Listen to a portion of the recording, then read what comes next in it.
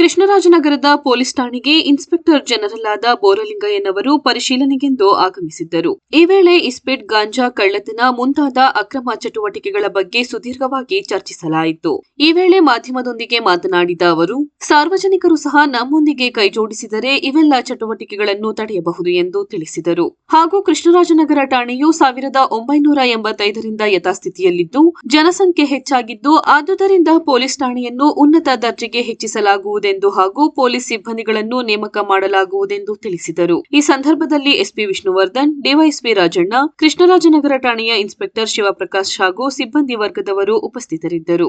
ಸಿಬ್ಬಂದಿ ಒಂದು ಎರಡನೇದಾಗಿ ನಮ್ದು ಸ್ವಲ್ಪ ಕ್ರೈಮ್ಸ್ ಕಂಪ್ಯಾರಿಟಿವ್ಲಿ ನಮ್ದು ಮೈಸೂರು ಜಿಲ್ಲೆಯಲ್ಲಿ ಬೇರೆ ಹೋಲಿಸ್ಕೊಂಡ್ರೆ ಬೆಂಗಳೂರು ಜಿಲ್ಲೆ ನಾವು ರೇಂಜ್ ಅಲ್ಲಿ ನೋಡಿದ್ರು ಸಾಮಾನ್ಯವಾಗಿ ಆನ್ ಆವರೇಜ್ ಬೇರೆ ಪೊಲೀಸ್ ಠಾಣೆಗಳು 250-300 ಆವರೇಜ್ ಆಗಿದೆ. ಇದು ಸ್ವಲ್ಪ 400 ಮೇಲ್ ಕೇಸ್ ಇದೆ.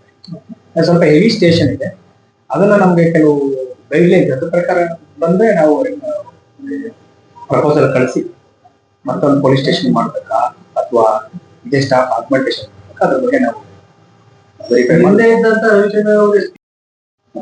ಎಲ್ಲ ಅಧಿಕಾರಿಗಳು ಇನ್ಸ್ಪೆಕ್ಷನ್ ಮಾಡಬೇಕು. ಅದು ಇನ್ಸ್ಪೆಕ್ಷನ್ ಮಾಡುವಂಥದ್ದು ಒಂದು ನಮ್ದು ಸಿಸ್ಟಮ್ ಇಂಪ್ರೂವ್ಮೆಂಟ್ಗೋಸ್ಕರ ಏನೇನು ಕೆಲಸಗಳಾಗ್ತಾ ಇದೆ ಅದನ್ನ ನೋಡೋದಕ್ಕೆ ಒಂದು ಮೆಥಡ್. ಇಲ್ಲಿ ಇನ್ಸ್ಪೆಕ್ಟರ್ ಇದ್ದಾರೆ, ಸ್ಟೇಷನ್ ಎಸ್ಎಚ್ಒ ಇನ್ಸ್ಪೆಕ್ಟರ್ ಇದ್ದಾರೆ. ಸೊ ಡಿವೈಎಸ್ಪಿ ಕೆಲವು ಸ್ಟೇಷನ್ ನಾವು ಡಿಎಸ್ಪಿ ಇನ್ಸ್ಪೆಕ್ಷನ್ ಮಾಡ್ತಾರೆ, ಕೆಲವು ಅಡಿಷನಲ್ ಎಸ್ಪಿ ಮಾಡ್ತಾರೆ, ಇನ್ನು ಕೆಲವು ಎಸ್ಪಿ ಅವರು ಮಾಡ್ತಾರೆ, ನಾವು ಕೆಲವು ಹೋಗಿ ಎಲ್ಲ ಕಡೆ ರೊಟೇಷನ್ ಮಾಡ್ತಾ ಇರ್ತೀವಿ.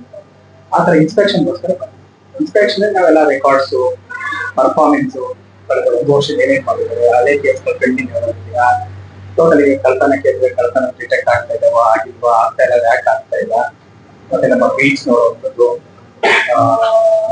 ಈ ತರ ಎಲ್ಲಾ ರೀತಿಯ ನಾವು ಪೊಲೀಸ್ ಕೆಲಸಗಳನ್ನ ನಾವು ಡಿಟೇಲ್ ಆಗಿ ಇಲ್ಲಿ ಸ್ವಲ್ಪ ನಾವು ರಿವ್ಯೂ ಮಾಡ್ತೀವಿ. ಸರ್, ನಾವು ಕೇರಳದ ಕಾನೂನುಗಳು ಆಲ್ರೆಡಿ ನನಗೆ ಸಿಬ್ಬಂದಿಗಳು ಬ್ರೀಫ್ ಮಾಡಬೇಕು. ಅದೇ ವಿಷಯ ಬಗ್ಗೆ ಜಾಸ್ತಿ ಸ್ಟ್ರೆಸ್ ಮಾಡಿ ಹೇಳಿದ್ದೀನಿ. ಅವ್ರು ಸ್ವಲ್ಪ ಕಥನ ಪ್ರಕರಣಗಳು ಇದೆ, ಇಲ್ಲಿ ಹೆಚ್ಚಿನದಾಗಿ ಡಿಟೆಕ್ಟ್ ಆಗಿಲ್ಲ. ಅದೇ ಡಿಟೆಕ್ಟ್ ಮಾಡ್ಲಿಕ್ಕೆ ಎಲ್ಲ ನಮ್ಮ ಕ್ರೈಮ್ ಸ್ಟಾಫ್ ಮತ್ತೆ ಕ್ರೈಮ್ ಇನ್ಸ್ಪೆಕ್ಟರ್ ಎಲ್ಲ ಹೇಳಿದ್ದೀನಿ. ಡಿಟೆಕ್ಷನ್ಗೆ ಸ್ವಲ್ಪ ಹೆಚ್ಚಿನ ಕ್ರಮ ವಹಿಸಲಿಕ್ಕೆ ನಾವು ಅದರಲ್ಲಿ ವಿಶೇಷವಾಗಿ ಏನಾಗುತ್ತೆ, ನಾವು MOB ಚೆಕಿಂಗ್ ಅಂತ ಮಾಡ್ತೀವಿ. ಹಳೆ ಕಳ್ತನ ಯಾರು ಮಾಡಿರ್ತಾರೆ ಅವನ್ನೆಲ್ಲ ಹುಡುಕಿ ಅವ್ರು ಇದಾರ ಇಲ್ವಾ, ಅವ್ರು ಯಾರು ಮಾಡಿದಾರ, ಎಲ್ಲಿ ಮಾಡ್ತಾ ಇದ್ದಾರೆ, ಮತ್ತೆ ಇಲ್ಲಿ ಕೆಲವು ಏನ್ ಕ್ಲೋಸ್ ಇರುತ್ತೆ, ಘಟನೆ ಆಗಿರೋ ಕಡೆ ಕಳ್ತನ ಆಗಿರೋ ಕಡೆ ಆ ಕ್ಲೂ ಮೇಲೆ ಇದ್ರ ಮೇಲೆ ಏನ್ ಎವಿಡೆನ್ಸ್ ಅದ್ರ ಮೇಲೆ ಫಾಲೋ ಅಪ್ ಮಾಡ್ಕೊಂಡು ಪತ್ತೆ ಮಾಡ್ಲಿಕ್ಕೆ ಅಂದ್ರೆ ಕೆಲಸ ಅದನ್ನ ಕಂಟ್ರೋಲ್ ಮಾಡುವಂಥದ್ದು ನಮ್ಮ ಇಲಾಖೆದು ಪ್ರಮುಖ ಕರ್ತವ್ಯ. ಅದನ್ನ ಅದೇ ಸಾರ್ವಜನಿಕರು ಕೋಆಪರೇಟ್ ಮಾಡಬೇಕು. ಟರ್ಮ್ಸ್ ಆಫ್ ಇನ್ಫಾರ್ಮೇಶನ್ ಸ್ಪೆಸಿಫಿಕ್ ಇದ್ದಷ್ಟು ಒಳ್ಳೇದು. ಏನಾಗಿದೆ ಅಂತ ಇನ್ಫಾರ್ಮೇಶನ್ ಕೊಡಕ್ಕೆ ಜನ ಮುಂದುವರ್ತಾರೆ. ನಾವು ಮಾಹಿತಿ ಕೊಡಕ್ಕೆ ಫೋನ್ ಮಾಡಿದ್ರೆ ಇದುವರೆಗೂ ಸಹ ಮಾಹಿತಿ ಕೇಳ್ತಿಬಿಟ್ರೆ ಅವ್ರ ಹೆಸರು ಅಡ್ರೆಸ್ ನಾವು ಕೇಳಿದ್ವಿ.